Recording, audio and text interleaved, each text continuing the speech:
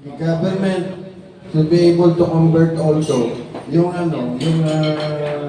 reservist into the secondary National Guard.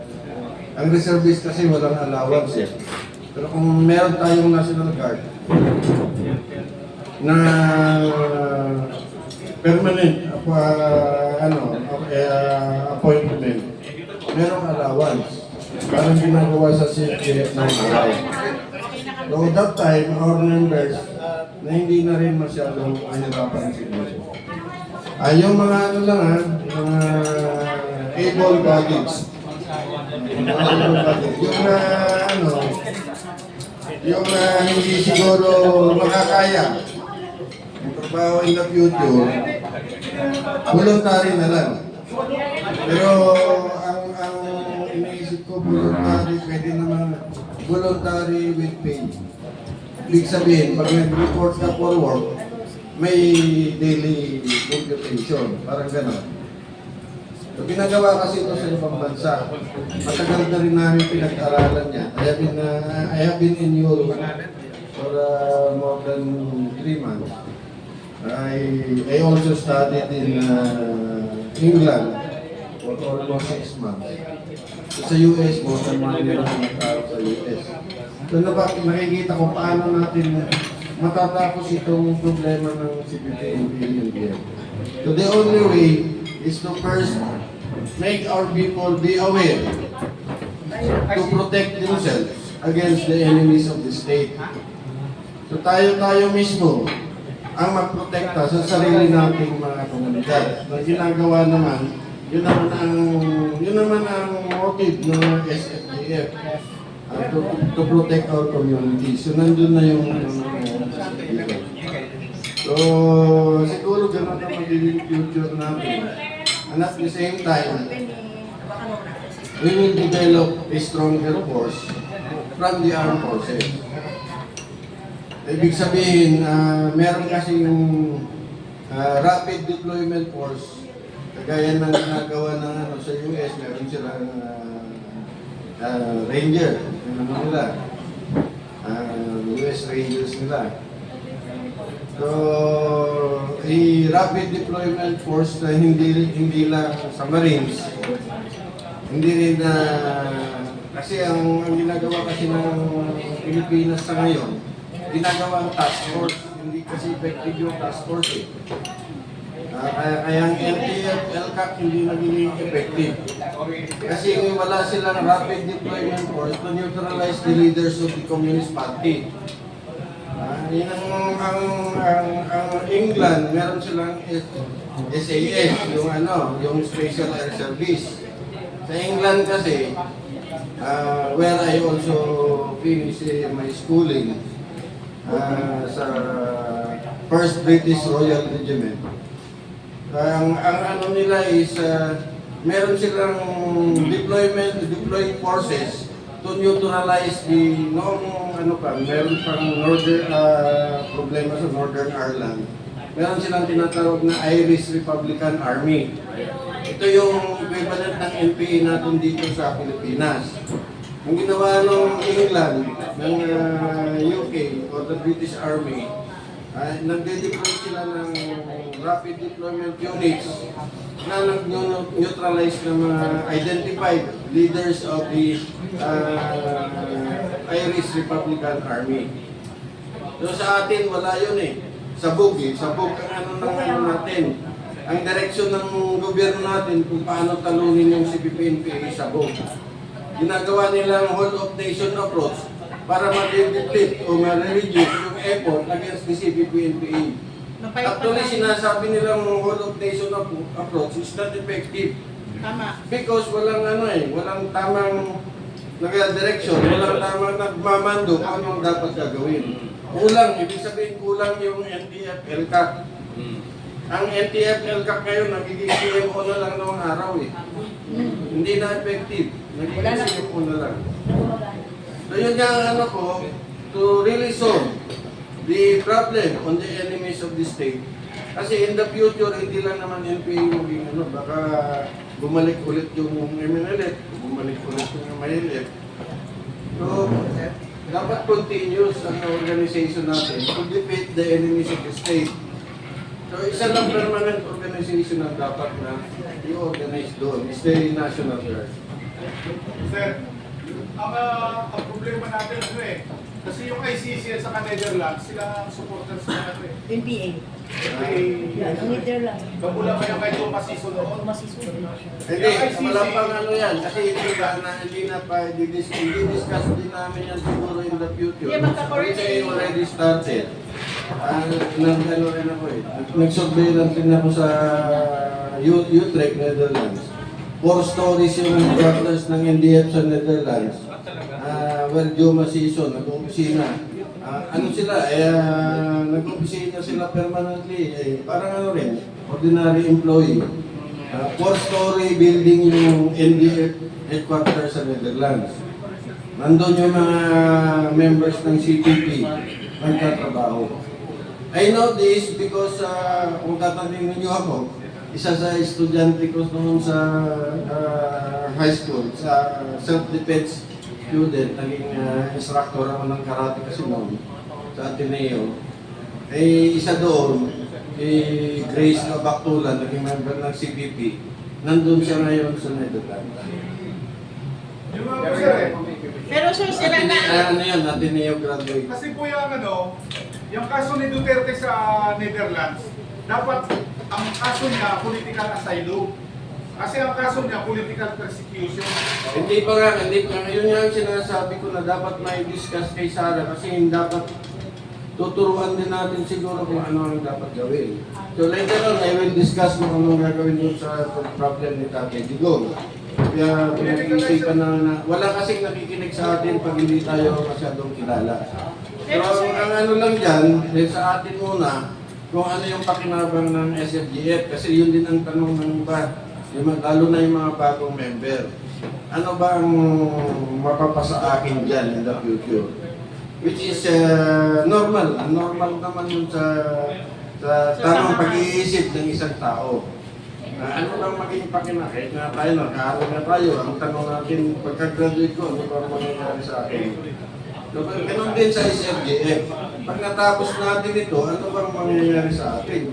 So, we have to plan as early as now kung ano na ang dapat agree because kung may disagreement man, i-discuss natin in the future para makapag-agree tayo on other renovation or amendment doon sa mga plano natin. So, ang ano daw, yun yang sinasabi ko is similar to the National Guard kasi kailangan, kagaya ng ginagawa sa China kasi mobilization nila, pag tinawagan nila ng mobilization, automatic kasi. Ang ginagawa ng militia sa China ay maghihintay lang ng issuance of firearms Sundalo na sila kaagad. So, ganun din dapat ang ano natin sa SFDF na in case of emergency, pag tinawagan ka, automatic may issue ka agad ng firearms. So, ganun ang concept na Pero sir, since then sir, hindi naman tayo member na ng ICC. So, dapat hindi sila pwedeng makialam na sa bansa natin, di ba? Oo, dapat nga. Dapat nga ang gobyerno kasi ang problema lang kasi sa gobyerno sa bukid. Ang plano ng administration ngayon, next administration, di ba na naman yung plano? Yun nga sir, kailangan talaga may konkretong pamahalaan. So, Tsaka yung ang social kaya nga natin sinasabi na guardian tayo, guardian of our future, is tayo ang magmamasid sa continuity ng lahat ng papatakbo sa gobyerno. Yes, tama yan sir. Dapat may ganun. Tapos nagkakarusa din. Permanently, tuloy-tuloy. Walang eleksyon, walang pala, siguro, na mapapalitan ka lang siguro, pagpatay ka na. Diba? Parang ganun. But at least gagawin natin duty sa pamilya na we are duty bound to protect the interest of our country. Hindi kung sino man yun. Tama. Para lang tayo sa bayan at sa mamamayan. So, ayun. So, ang leader, protektahan lang kung nasa tama. Pag mali, pababain ka agad. Nagkamali ko niya si Sara. Pababain, kasi hindi naman tayo ano eh. Awayin natin. Oo. Kasi para sa Pilipino tayo. Pilipino tayo tsaka sa bayan. Tama yun sir, kasi to. Ako, nakarating ako ng Japan, medyo matagal din ako. Nakita ko yung ano nila, kung paano sila nagpapalakad sa bansa. Dahil meron silang isang group na kinatakutan ng lahat. Kunwari pupunta sa bawat ganito establishment, mga restaurant. Pag pinuntahan po, sir, pag hindi magbigay, kaya nilang manira, kaya nilang ano. Ibig sabihin, sir, respeto sila. Hindi, kaya nga, ang tawag natin dyan is sino ang magsisimula ng sa higher studies kasi yan eh. Sino ang magsisimula ng cultural revolution? Siyempre, kayo sir, tayo. Sa Russia kasi meron na sila, nangyari na yung cultural Sa China, revolution. mayroon din sa China. Sa China, nangyari na yung cultural. Ang ibig sabihin ng cultural revolution, binabago ang lahat ng ano, para isa lang ang direksyon ng bansa. Ang kultura, ang ugali, ang kultura ng mga citizen, tinutuwid ng gobyerno. Tama sir. Kasi sa Vietnam, ngayon, ganoon din. Bakit nalampasan tayo economically, nalampasan tayo ng Vietnam? Because they have undergone the cultural revolution. tsaka sir, masakit na sa dibdib eh. Maraming Pilipino sila, pero ang sinusuportahan nila ibang lahi, katulad mga produkto, kinakain. So, mas proud sila. Hindi nila alam, the more na nagpo-portion sila sa ibang lahi, yun ang pinapataas nila. Kaya nga, Yung bansa. magsimula tayo sa pwedeng common denominator na paglalaban natin. Kaya nakikita kong common denominator, itong problem of the enemies of the state. Yes, tama po yan. Kasi talaga ito yung common denominator sa lahat Kinokontrol tayo ng regime, sa lahat ng ano. Ito naging problema eh. Nandyan pa rin eh. 55 years. Tagal na nila sir, World War I, Mag World War 57 II. years na. Pinaglilid lang tayo. Nandyan pa rin sila.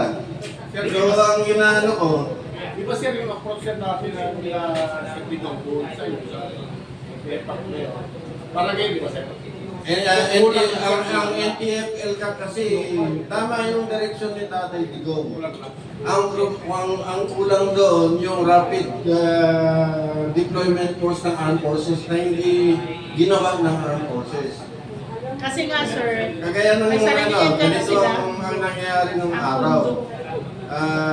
Pag may na-identify kami na member ng Communist Party, lalo na Central Committee, hindi tinitigilan yun hanggang hindi nahuli.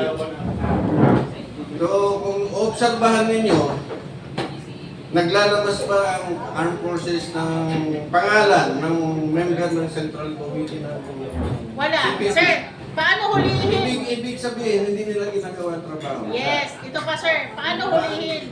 Oo. Kung nasa Congress sila lahat, nakaupo at saka Kaya nga, sili. pero haka-haka. Ang problema lang doon, haka-haka lang kasi yun eh. Kasi hindi ang armed forces ang naglalabas. Tama. Ay, ito pa Noong sir. panahon kasi namin, ang armed forces ang naglalabas kung sino yung Ganun. dapat na huhulihin. Sir, Sa si ngayon, Duterte wala lang eh, naman wala eh. na yun. Sir, si Duterte lang naman ang may political will eh. Oh, nilabas na lahat dyan at Duterte lang nalaman ang ng may tao political paano. will eh.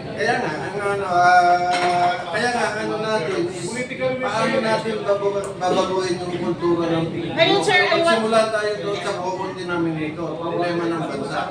Kasi, Ang ugali mo na sir. ang cultural revolution will take 30 to 50 years eh. Wala na tayo noon eh. Alam mo sir, saan tayo Simulan mag-start na sir? natin ngayon. Sa pag-uugali at kailangan dapat magkakasama.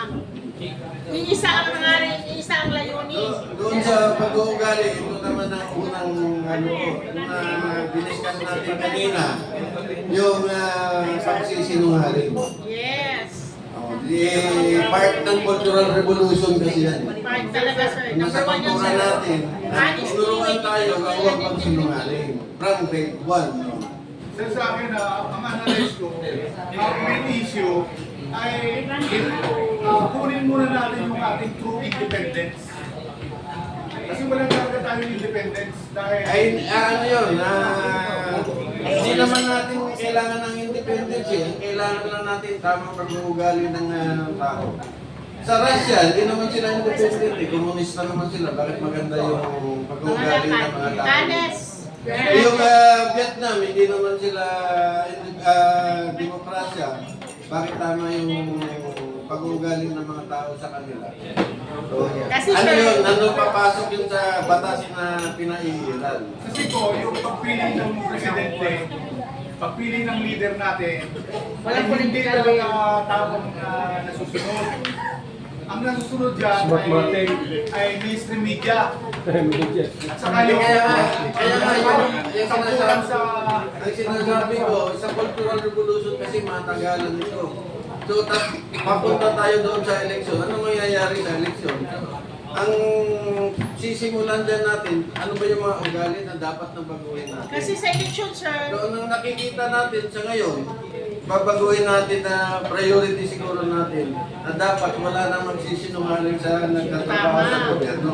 So, yun ang dapat na part ng kultura ng Pilipino yun eh. sir, tama po yun, sir. Ang ugali talaga pinaka-importante. Bakit? Kailangan po marami pong mamulat. Then, kami, sir, kali-survey kami, sir, eh. Inaalam namin kung sino yung mga ibubuto, ganito na yung mga ugali. Alam mo, sir, kung sino may pira, yun daw ibuto. So, balimpag yung ugali na yun, sir. Na lahat apektado once ang naibuto nila ay So, kurang. doon muna tayo sa ano, paano natin mababago yung pagsisinungaling. Una, i-identify natin. Sino ba ang nakikita natin unang nagsisinungaling Si Camping, sir, si Camping. sa bansa? Si Camping. Diba ang makikita natin ng blatant, ang tinatawag sa English, blatant, laya. Alam mo ng mali, nagsisinungaling ka pa. Matalino ka naman, nagsisinungaling ka pa. Diba? Ginamit ang Kasi talino sa tinuruan kanila. na tayo mula sa grade 1 hanggang sa college. Palagi tayong sinasabi, bawal lang magsinungaling talaga. Pero sa mga panahon natin, kung titignan natin ang ating society ngayon, ang ating mga leader, alam na nila, pinag-aralan na nila na masama ang magsinungaling. Tama. Bakit pa sila nagsisinungaling? Yun nga, Ibig sir. sabihin, wala kasi sumisita sa kanila. Wala siyang misita.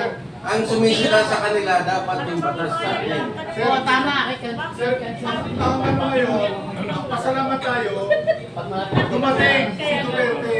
Oo, naging bukas sa Ang ating kamalayan. sa akin naman, Yan ang revolution eh, Duterte revolution eh. Naging Duterte revolution pa tayo magsisimula eh. Gusto ko wala na nagbago eh. ang sa akin naman, ang sa akin naman is, ang panahon ni Tatay Digos, tapos na. Hindi, nandun pa ako sa anak niya eh. Hindi, iba naman yung anak niya. Iba yung kay Tatay Digos. Alam niyo kung ba, Pero siya yung dahilan alam niyo ba ng kung bakit naging bukas ba ang nasasabi ko yung ganun? Tapos na yung pinaglalaban niya. Kasi, nag-surrender na siya sa gobyerno eh. Kung hindi siya nag-surrender, nakulong pa siya. Ibig sabihin, yun na yung ending ng panahon niya. So, hindi na panahon ni Tatay Digos ngayon. So, iba na dapat ang ugaling ipaiiral natin para mabago ang Pilipino. So, tinitingnan natin na pwede magbabago sa ating Vice President. Pero ganun din naman ang pagtingin natin kay BBM nung tumakbo sa Presidente. Diba? Nung tumakbo si BBM ng Presidente, Pero, sir, pinagbigyan din natin Pero, sir, na baka magbago. Sa tingin nyo, si Tatay Digong may decision talaga? Pagbibigyan ulit natin na baka mapaganda niya pa yung Pilipinas. Nandun tayo, baka sakali.